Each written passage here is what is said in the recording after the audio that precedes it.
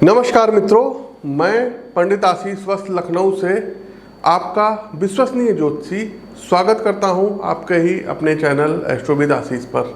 सूर्य का वृश्चिक राशि में गोचर एक विशेष ज्योतिषीय घटना होने वाली है जो कि 16 नवंबर की सुबह 7:16 पर घटित होगी और सूर्य देव वृश्चिक राशि में 15 दिसंबर तक रहेंगे।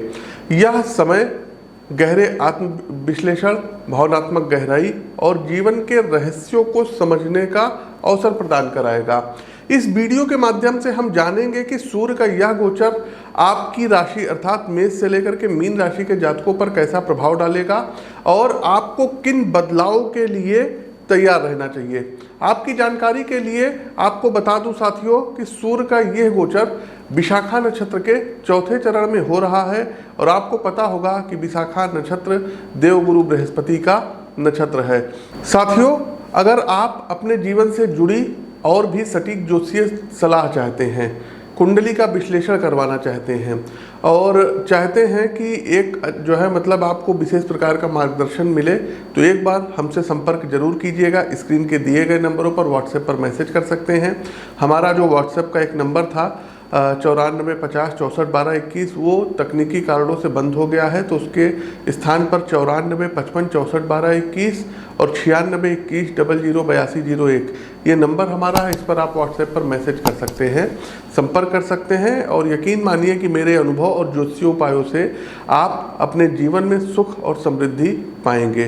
वीडियो को अंत तक देखें और पसंद आए तो इसे लाइक और सब्सक्राइब करना बिल्कुल ना भूलें। एक छोटा सा अपडेट ये भी देना है कि आप हमसे दिल्ली में 22 से 24 नवंबर में मिल सकते हैं, उसकी भी अपॉइंटमेंट बुक करा सकते हैं और नैनीताल आ रहे हैं 17 और 18 नवंबर को, तो यहाँ पर भी आप हमसे मिल सकते हैं। सूर्य का वृश्चिक राशि में गोचर एक रहस्यमयी और गहन ऊर्जा का समय होता है साथियों। यह गोचर हमें और आपको आत्मविश्लेषण, गहरे भावनात्मक अनुभवों और जीवन के रहस्यों को समझने की दिशा में प्रेरित करता है। वृश्चिक राशि की तीव्रता और सूर्य की ऊर्जा के साथ यह समय हमारी इच्छा शक्ति को मजबूत कराता है, हमें पुराने पैटर्न छोड़ने और नए परिवर्तन अपनाने का मौका देता है। यह बदलावों और पुनर्जन्म का समय होता है जहां व्यक्ति अपने भीतर की गहराइयों को समझने के लिए प्रेरित होता है। तो आइए क्रमवार जानते हैं कि मेष से लेकर के मीन राशि के जातकों पर सूर्य गोचर का क्या प्रभाव पड़ेगा। आपकी जानकारी के लिए बता दें कि प्रस्तुत राशिफल आपकी चंद्र राशि व आपकी नाम राशि दोनों पर संयुक्त रूप से आधारित है। इसके अलावा साथियों, पिछले महीने जो चुनाव हुए थे, परिणाम आए थे, तो जम्मू कश्मीर की जो प्रेडिक्शन हमने जो है कही थी, बताई थी, वो अक्षरशः सत्य हुई और हमने उमर अब्दुल्ला के बारे में बताया था कि ये सीएम बनेंगे और साथ ही साथ जो है महागठबंधन जो है ये कश्मीर में सरकार बनाएगी और ठीक वैसा ही हुआ। लेकिन अभी के तौर पे यदि आप हमसे पूछेंगे कि कश्मीर में पंडित जी क्या भविष्यवाणी आप दे रहे हैं, तो मैं ये कहूँगा कि नेशनल कॉन्फ्रेंस और कांग्रेस ये मजबूत स्थिति में है और में भी पॉसिबिलिटी है कि ये जो है सरकार बना ले। आगे झारखंड के भी इलेक्शन है, महाराष्ट्र के भी इलेक्शन है। तो झारखंड की यदि हम बात करें तो झारखंड में एनडीए अर्थात बीजेपी और उसके सहयोगी दल काफ़ी मजबूत स्थिति में होते हुए दिखाई दे रहे हैं।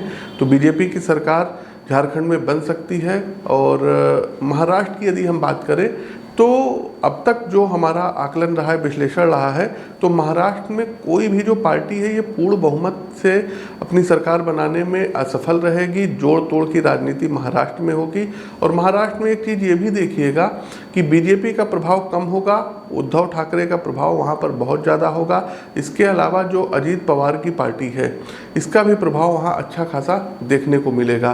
तो महाराष्ट्र में यदि हम कहें तो बीजेपी को काफ़ी मुश्किलों का सामना करना पड़ सकता है और जो इनके अपोजिट पार्टी के लोग हैं, उद्धव ठाकरे हो गए, शरद पवार हो गए और ये लोग थोड़े मजबूत स्थिति में दिखाई दे रहे हैं।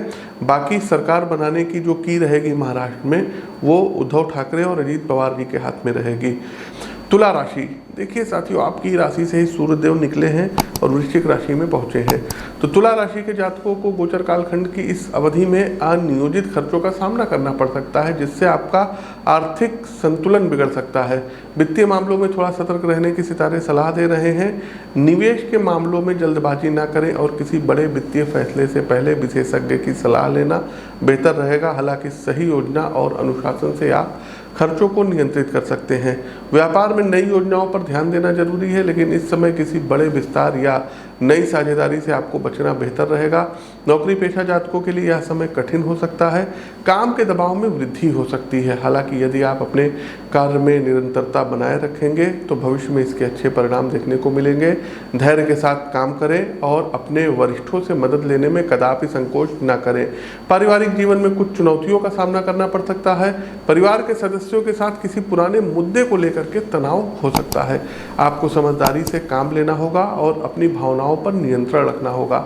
अपने प्रियजनों के साथ संवाद में स्पष्टता और धैर्य बनाए रखना आपके लिए फायदेमंद साबित होगा।